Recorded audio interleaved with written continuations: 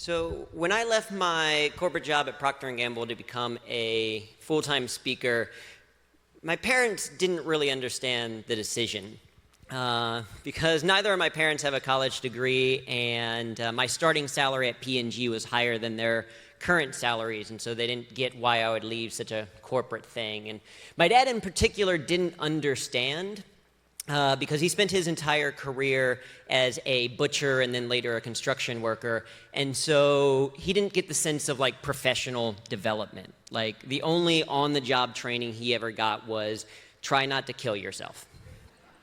And so he was confused. He was like, wait, so you're going to go into different companies and just talk and not do any of the work,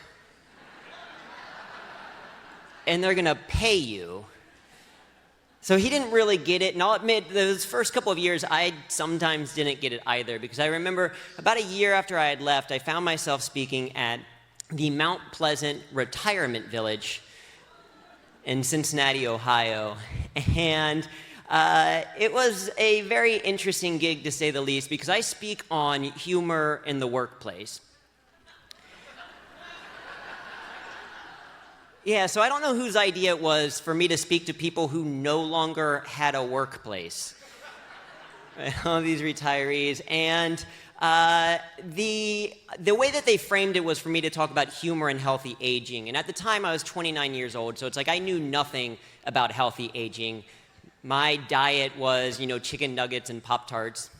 And the average age of the audience was like 76 years old, so they didn't get any of my references or understand any of my jokes or really laugh at any of my stories. And at one point in the program, I talked about how in order to have more humor in your life, you don't have to be the creator of humor, but you can be the curator, right? You can find the funny jokes and stories that other people tell, etc. And so I offered to the audience, I was like, does anyone have a joke that they like to tell?